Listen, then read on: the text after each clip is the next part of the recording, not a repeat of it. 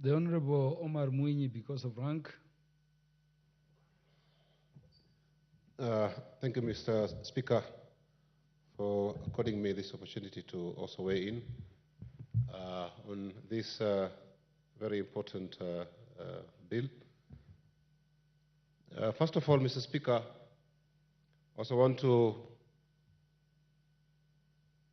ask this House to focus on the national goals before independence, Mr. Speaker. We had goals which were very clear. They had actually outlined what was to be expected for each sector, e.g. water, education, health, equity, and many more. If I can remind this House, Mr. Speaker, it was envisaged that by the year 2000, every household was supposed to have tapped water. But to this date, Mr. Speaker, that goal is still far-fetched. And we don't even know when we can actually achieve that. Mr. Speaker, on the side of education, we keep on changing our education system, and we don't know whether the need is actually coming from our own selves or it is actually being dictated maybe by foreign governments. Because we don't know what will come maybe after this government goes. If you look at the health sector, Mr. Speaker, by now we are supposed to be enjoying at least a good coverage for our people. But that one is also not there, Mr. Speaker. We don't need pay rises for any organization, be it police or parliamentarians or any other organization. But what we need is the government to make it possible for the economy to be friendly and to allow everybody to breathe. If the government takes its responsibility of making sure education is free, not even affordable, but actually free for everybody, the health is also free, the money that is actually being stolen on a daily basis, Mr. Speaker, as we were informed by the previous president, would actually do this work. And if this burden is removed from the parents, everybody would actually live a comfortable life. I know of a country in Southern Africa, I can't remember the country, but life there is so comfortable because the government has taken the responsibility of making sure education and health is actually made free for the wananchi. And even the middle class, Mr. Speaker, are also enjoying life. Even those who are in the lower category, they also enjoy life. So I think we should actually shift from this idea of the organizations of workers waiting for the Labor Day to ask for a 10% increase, or maybe we, the parliamentarians, also asking for a pay raise for the policemen. This actually doesn't work. Even if we give them an increment, Mr. Speaker, it will never address the challenges that they are facing as a people. And remember, Mr. Speaker, police officers are supposed to be the most respected people in this world. Go to countries which are actually developed, the police officers are so much polished, they are so much official, and they will never look for this thing that, of course, we call kitu kidogo in whatever they do. They look very responsible, Mr. Speaker. But in our case here, the first thing the policeman looks at you and he thinks of drawing something from you. And it is just not because of anything, but because the life is actually unbearable. Mr. Speaker,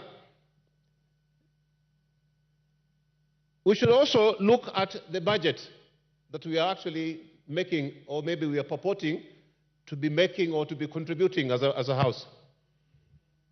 Mr. Speaker, it is something that is commonly known by us that we do not control these budgets. Even this budget committee, Mr. Speaker, they come up with recommendations, but they are actually thrown out of there and thrown into the dustbins. It is actually something that is very known.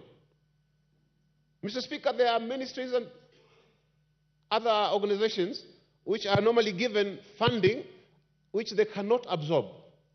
But interestingly, the following year, they would even ask for more, and yet we also disburse funds for them. So, Mr. Speaker, we are also culpable in that we are contributing towards the pilferage of the funds that, of course, we collect, which are supposed to be used for the development of the country. Mr. Speaker, we also look at manifestos. It is now common knowledge in this country, Mr. Speaker, that every government comes up with a manifesto which does not have, or which does not reflect the original goals of this country.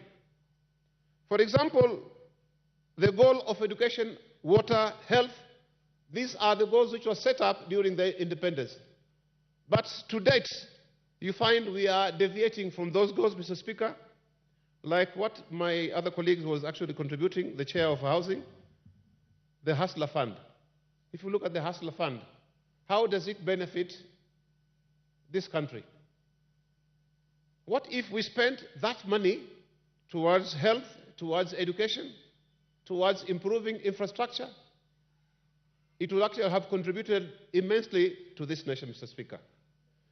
So we should actually deviate, Mr. Speaker, from cheap politics, politics of deceit. We should actually get away from that because we are now in the 21st century. We are supposed to come up with policies which are measurable, which are profitable to the country, which will make this country to move forward. Now, Mr. Speaker, we don't know the next government will come up with which manifesto, which of course definitely will never help this country to develop.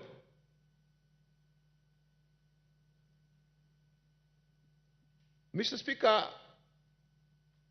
as Africans, maybe Kenyans, we are very much used to cheering our political leaders. I can remember the days of Nyayo. He will come up with an idea, everybody will cheer and everybody will contribute, this is a very good idea, this is nice, but when it is actually opposed and it seems to be getting some traction, the president will retract and everybody will praise him for being wise and for actually being somebody with a foresight. And this thing is also happening. We can see our colleagues were very vehement in supporting the financial bill of 2024.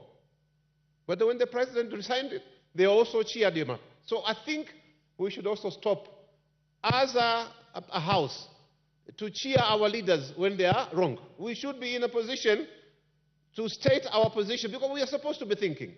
We are supposed to be using our faculties. We are supposed to know what is good for this country and what is not good for this country.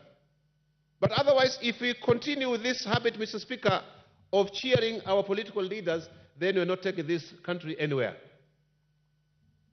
Mr. Speaker, if you look at education today, we may even say it is not addressing the needs of our people currently. You find anybody who has a degree is expecting to be employed. And yet we know very well, Mr. Speaker, that employment opportunities are very, very scarce. So there must be a change in the way our students are being trained, not to depend on employment.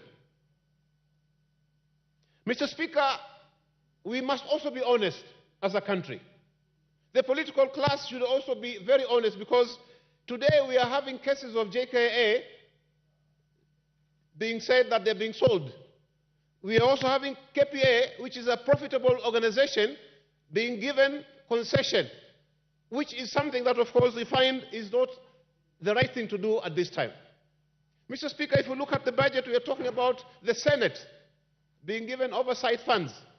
And yet we know their salaries are actually based on their representation and oversight. That is actually their role. So if you continue with this kind of behave.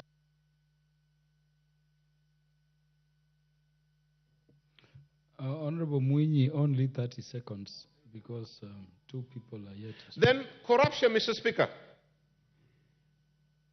Is corruption rewarding? Does it contribute towards the national development? Does it contribute to the national wealth? Is it encouraged? Yes, it is encouraged.